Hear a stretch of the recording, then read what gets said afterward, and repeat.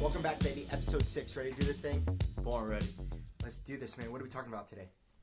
Well, what I wanted to kind of get into today, in regards to last week's podcast, we talked about more, physical doings inside the gym.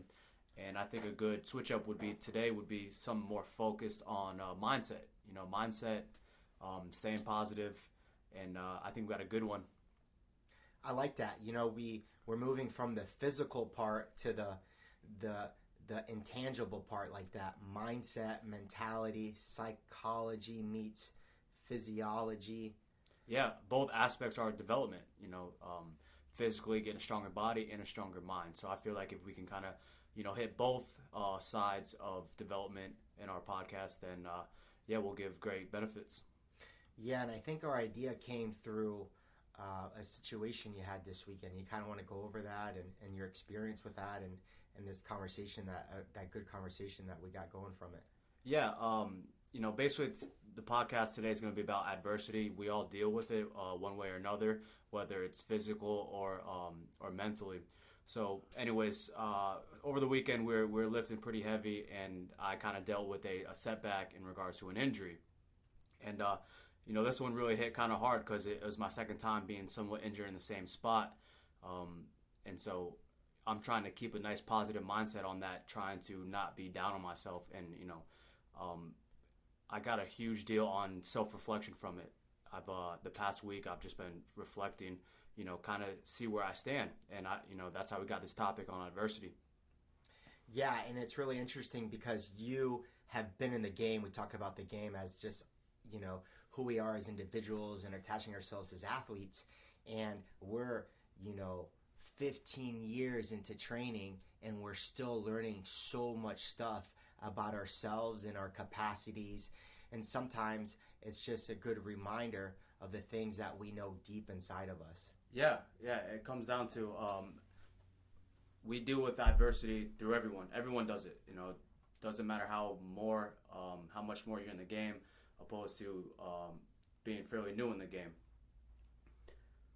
Yeah, and so what's interesting is from us, like we recognize, accept, and go through that knowing that that's part of it. Like that, it's not that we are running from that. We don't encourage and are excited when we have to go through adversity, but when it comes, we acknowledge that it's here and that we want to learn through that. Versus a beginner, someone who comes into our program and deals with their first form of adversity, whether it is an injury or a challenge of some nature, where they end up running away from it. It scares them to a point where they don't return, or they become less competitive in the process. Yeah, it comes down to just understanding it's probably going to come. It's probably going to come. There's no way around it. And a good point is what we talked about a little earlier on the quote. Without any sort of struggle, there is no growth. So it's kind of just having the awareness on it's not going to be all smooth. The road's not going to be perfectly smooth. There's going to be some bumps in the road, and it all comes down to how you react when those bumps approach. Yeah, I mean, we all acknowledge in training that, like, we're looking for, right? My favorite line is like when people like they're like, it's not a good workout unless I get sore, right? And I'm like, well, that's not true. But they understand that like that struggle, that soreness is going to provide growth down the road. But for some reason they separate that physical part with the psychological, which is like psychologically you need to produce struggle or there will be no growth, there will be no learning curve for you. Yeah, and that pertains into training and then also business. We got on this whole topic based on my previous injury. Now, I think it's a good time to segue into more about business. Every successful business person I've ever came across has told me it was not easy. They've worked their ass off to get where they are today. It's not, hey, I'm gonna get this investment and open up a business, and then bam, you got 150 gym members, just like with a snap of a finger. If it was only that easy. Yeah, no doubt. So, like I said, it kind of comes back to just the awareness on you're going into this knowing it's not going to be easy, okay? And that's just the self-awareness. Gary Vee talks about all the time, being self-aware. If you're taking a step into something, whether it's business or something physical training, there might be a setback, and that just comes down to being ready for it. Yeah, and that takes a lot of emotional intelligence. I've told you how important that book and that philosophy has been profound in my own and in my business life and my personal life, because emotional intelligence has the aspect of social awareness, but also self-awareness. And self-awareness is huge when trying to understand the emotions and the feelings and the thoughts that you have, and how to use those in a productive manner. And it's elevated myself as a person, as a business owner, as a husband, as a father, tenfold. Yeah. So just, maybe a couple examples. First of all, I want to give you props for opening up Naples Strength and Conditioning from the start to finish. And but I know it wasn't easy. What are some, kind of, whether it was early stages or mid stages, when you kind of faced some adversity in business? Well, as a small business owner, as someone who took pride in not wanting to put myself in debt at any point of the business, which I never have, I had to deal with a lot of adversity, and that was, how was I going to get this to grow with little to no money?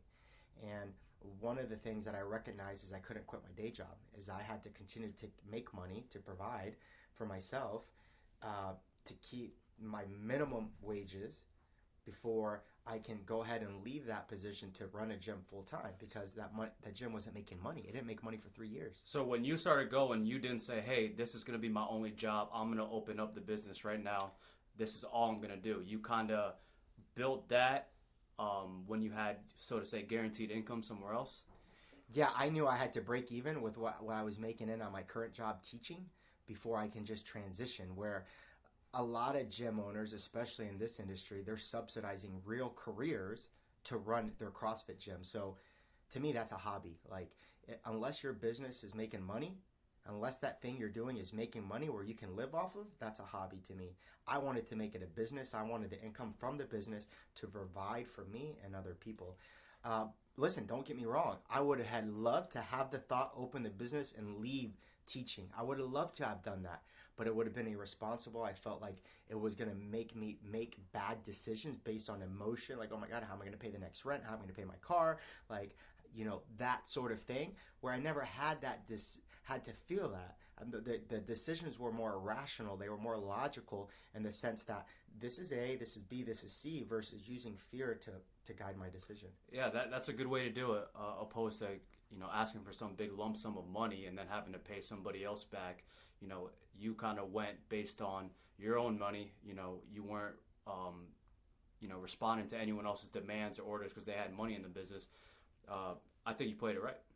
Thanks, man. And hindsight's 2020. Like, looking back, I'm grateful that I've done that. But a lot of people in that moment don't do that. This kind of risk. I think the younger you are, the more risk you can take. But I wouldn't change anything now with all the other responsibilities, the family, my mortgage payment, all the responsibilities that I have.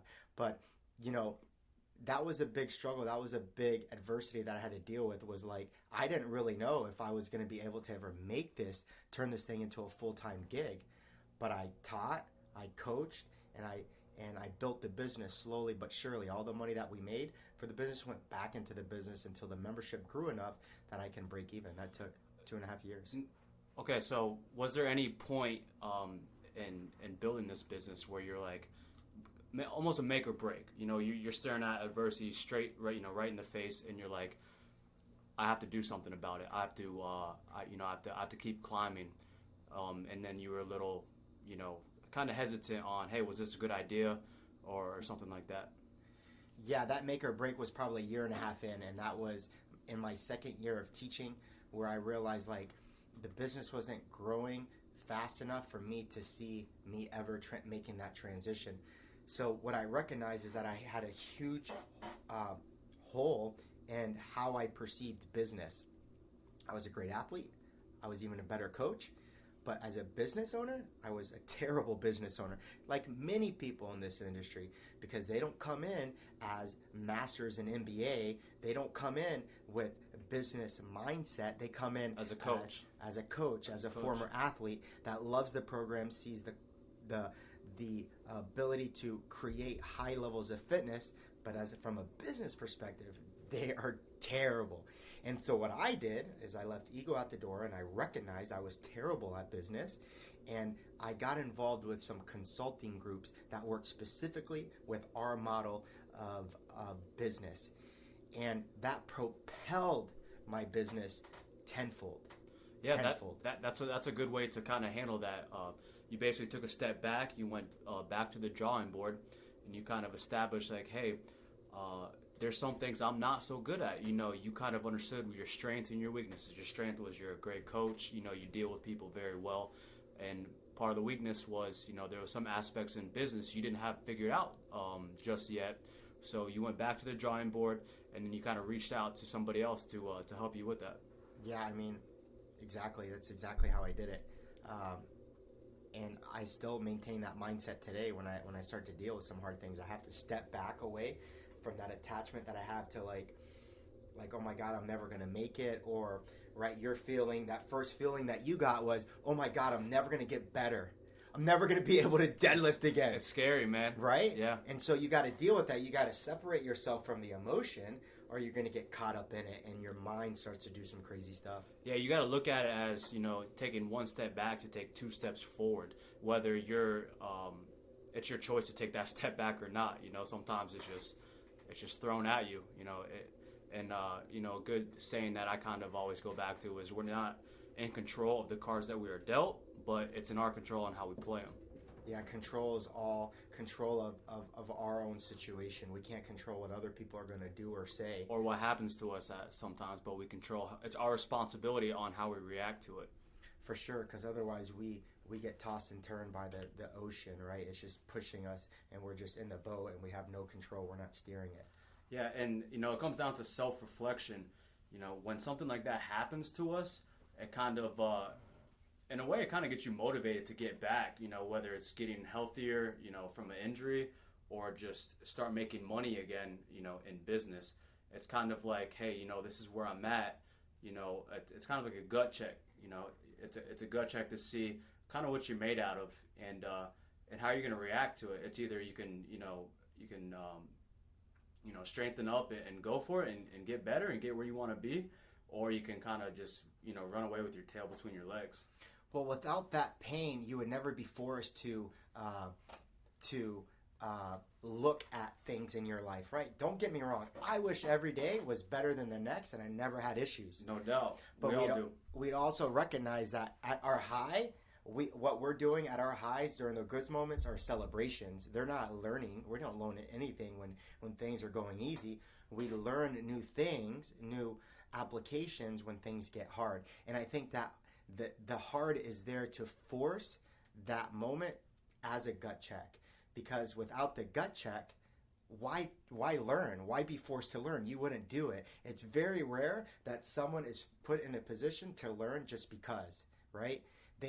Most people learn because of an adversity that came up, whether it was on their own doing or because of some life situation that came at them. Yeah, they're almost forced to learn. You know, in example of both of our situations, you know, I suffered an injury, so obviously I can't go to the gym and work out. You know, I'm kind of battling with, you know, I'm beat up. I can't, you know, further injure myself because I want to go to the gym and I'm stubborn.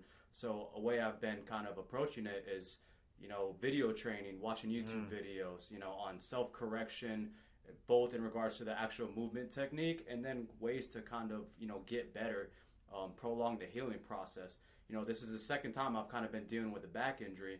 You know, when it's all said and done, might be an expert on how to get better, you know, and what went wrong. And there's no doubt, and that's probably you've been capped for so long because something's probably going on with your preparation or your technique, which I highly doubt because I saw it. I thought it was beautiful.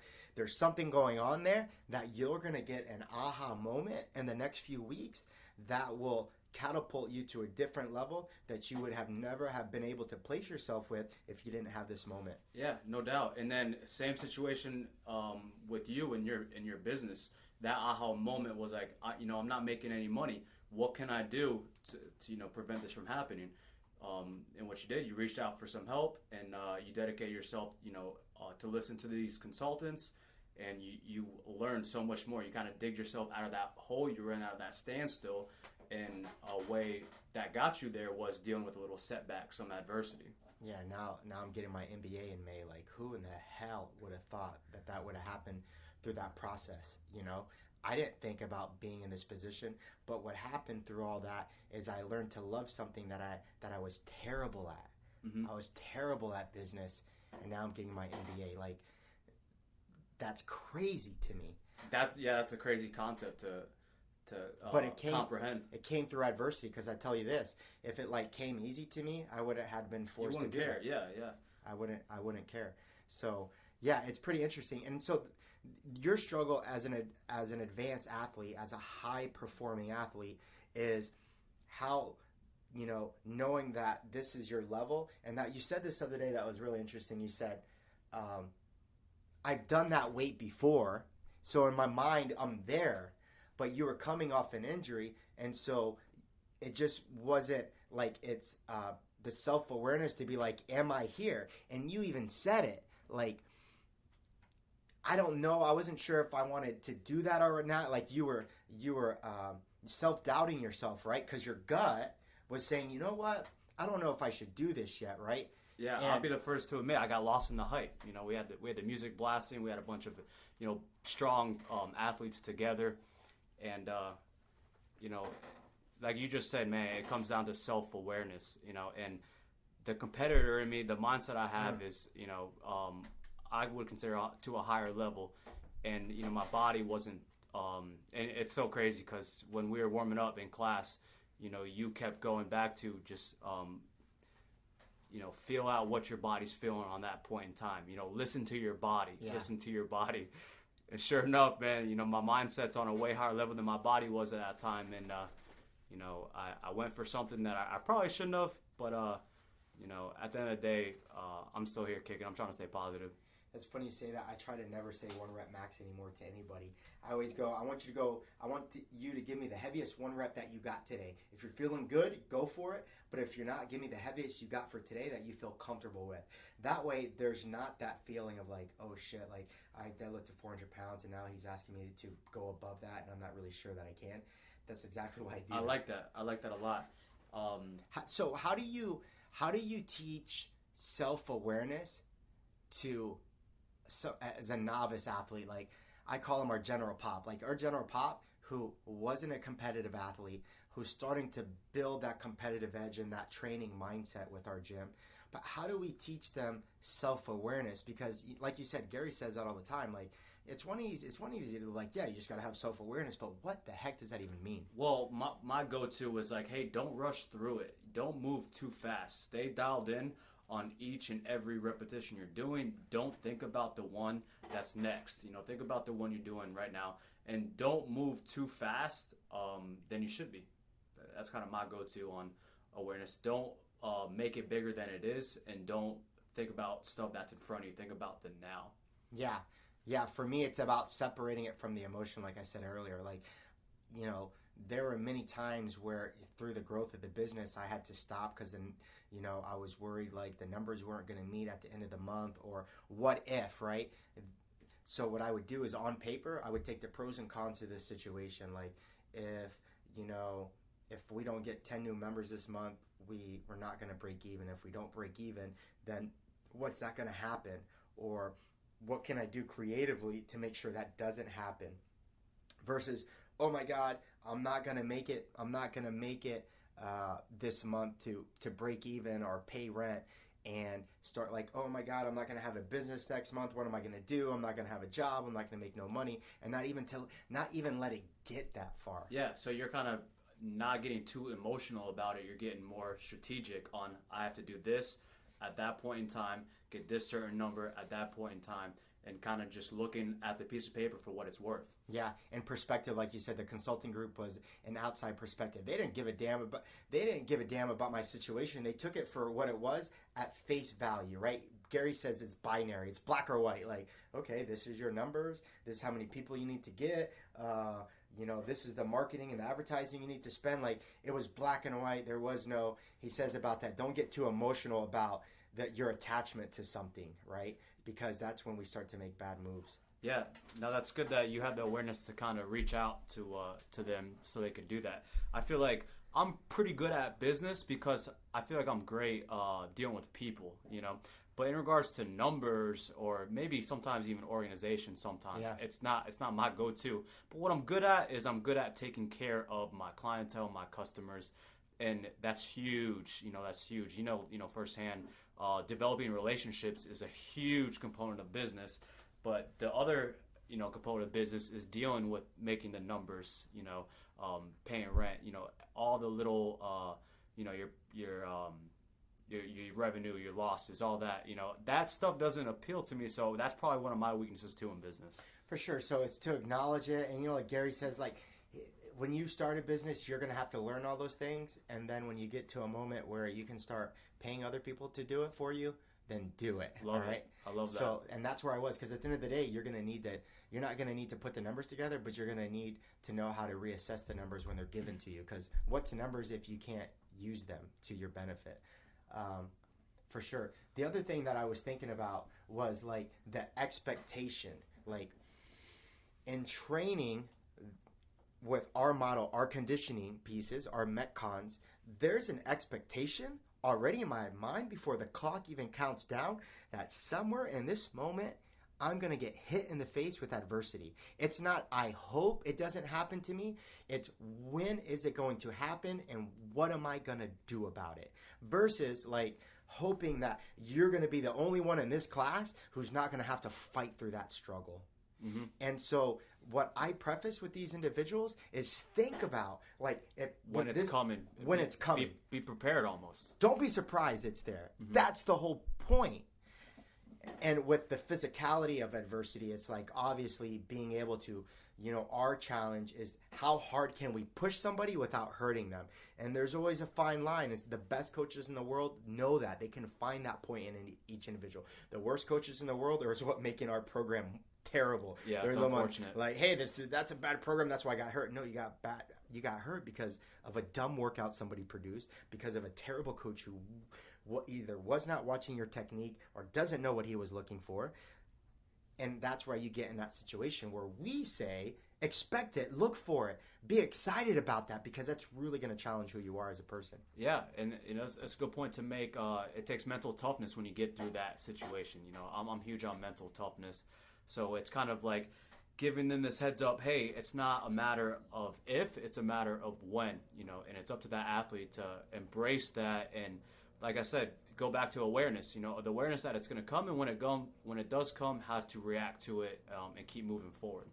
Yeah, some of the other tools I use in the moment are positive self-talk. Like the adversity in my face is like, the body's just not meant to go that hard like that. And so it's never going to be happy with it. And so what I have to do is mentally psych myself for those situations.